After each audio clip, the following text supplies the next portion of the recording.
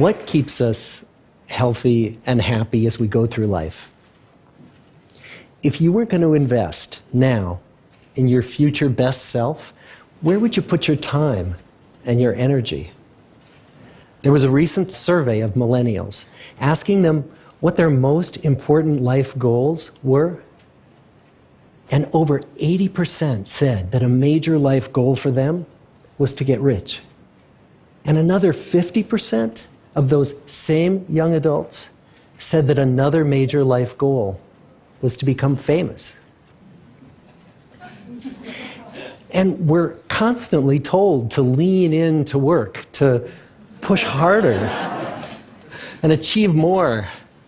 We're given the impression that these are the things that we need to go after in order to have a good life.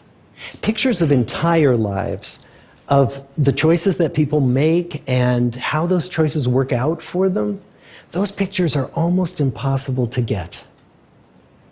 Most of what we know about human life, we know from asking people to remember the past. And as we know, hindsight is anything but 20/20. We forget vast amounts of what happens to us in life, and sometimes memory is downright creative. But what if we could watch entire lives as they unfold through time? What if we could study people from the time that they were teenagers all the way into old age to see what really keeps people happy and healthy? We did that. The Harvard study of adult development may be the longest study of adult life that's ever been done. For 75 years, we've tracked the lives of 724 men.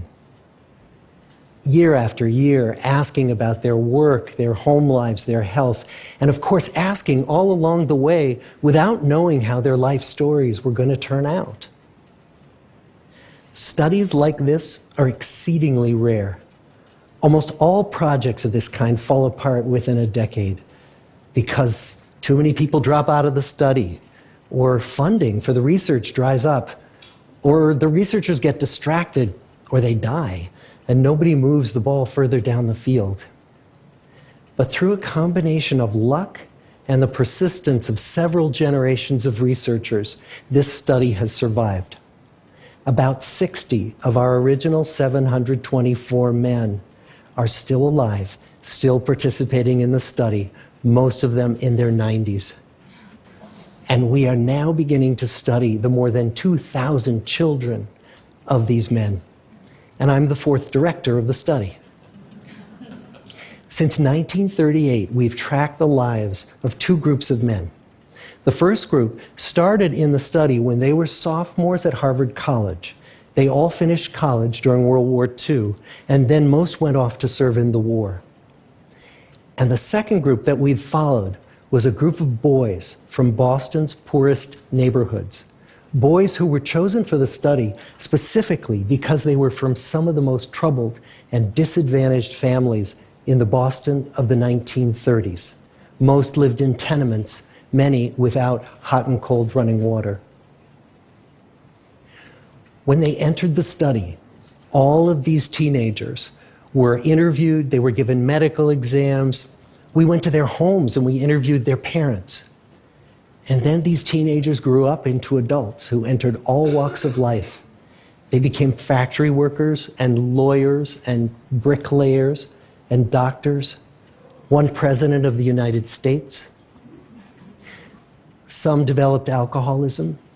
A few developed schizophrenia. Some climbed the social ladder from the bottom all the way to the very top. And some made that journey in the opposite direction. The founders of this study would never in their wildest dreams have imagined that I would be standing here today, 75 years later, telling you that the study still continues. Every 2 years, our patient and dedicated research staff calls up our men and asks them if we can send them yet one more set of questions about their lives. Many of the inner city Boston men ask us, why do you keep wanting to study me? My life just isn't that interesting. The Harvard men never asked that question.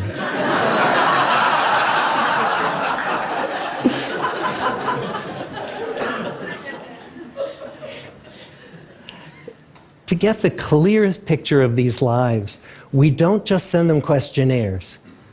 We interview them in their living rooms. We get their medical records from their doctors. We draw their blood. We scan their brains. We talk to their children. We videotape them talking with their wives about their deepest concerns. And when about a decade ago we finally asked the wives if they would join us as members of the study, many of the women said, it's about time. So what have we learned?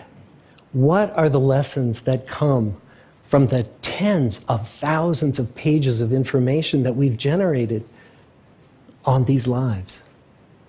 Well, the lessons aren't about wealth or fame or working harder and harder.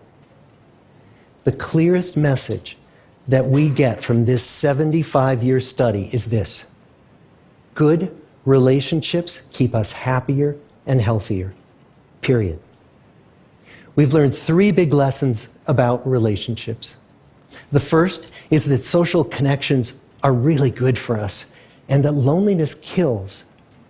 It turns out that people who are more socially connected to family, to friends, to community, are happier, they're physically healthier, and they live longer than people who are less well connected. And the experience of loneliness turns out to be toxic.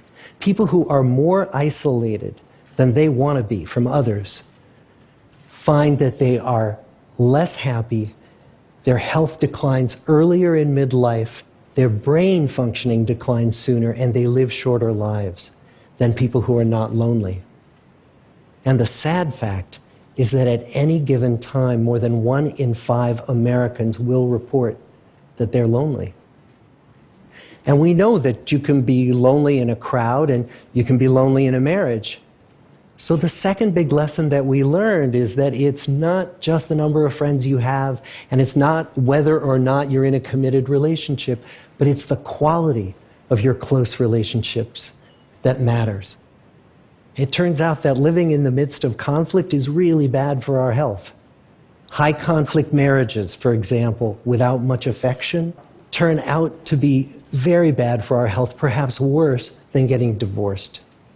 And living in the midst of good, warm relationships is protective.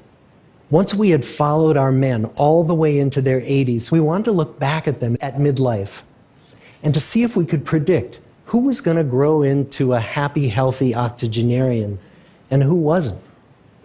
And when we gathered together everything we knew about them at age 50, it wasn't their middle-aged cholesterol levels that predicted how they were going to grow old. It was how satisfied they were in their relationships. The people who were the most satisfied in their relationships at age 50 were the healthiest at age 80. And good, close relationships seem to buffer us from some of the slings and arrows of getting old. Our most happily partnered men and women reported in their 80s that on the days when they had more physical pain, their moods stayed just as happy. But the people who were in unhappy relationships, on the days when they reported more physical pain, it was magnified by more emotional pain. And the third big lesson that we learn about relationships and our health is that good relationships don't just protect our bodies, they protect our brains. It turns out that being in a securely attached relationship to another person in your 80s is protective. That the people who are in relationships where they really feel they can count on the other person in times of need, those people's memories stay sharper longer. And the people in relationships where they feel they really can't count on the other one, those are the people who experience earlier memory decline. And those good relationships, they don't have to be smooth all the time. Some of our octogenarian couples could bicker with each other day in and day out. But as long as they felt that they could really count on the other when the going got tough, those arguments didn't take a toll on their memories. So, this message that good, close relationships are good for our health and well-being, this is wisdom that's as old as the hills. Why is this so hard to get and so easy to ignore? Well, we're human. What we'd really like is a quick fix, something we can get that'll make our lives good and keep them that way. Relationships are messy and they're complicated, and the hard work of tending to family and friends, that's not sexy or glamorous. It's also lifelong. It never ends. The people in our 75-year study who were the happiest in retirement were the people who had actively worked to replace workmates with new playmates. Just like the millennials in that recent survey, many of our men, when they were starting out as young adults, really believed that fame and wealth and high achievement were what they needed to go after to have a good life. But over and over these 75 years, our study has shown that the people who fared the best were the people who leaned into relationships with family, with friends, with community. So what about you? Let's say you're 25, or you're 40, or you're 60. What might leaning into relationships even look like? Well, the possibilities are practically endless. It might be something as simple as replacing screen time with people time, or livening up a stale relationship by doing something new together, long walks or date nights, or reaching out to that family member who you haven't spoken to in years, because those all too common family feuds take a terrible toll on the people who hold the grudges. I'd like to close with a quote from Mark Twain. More than a century ago, he was looking back on his life, and he wrote this: "There isn't time. So brief is life for bickerings, apologies, heartburnings, callings to account.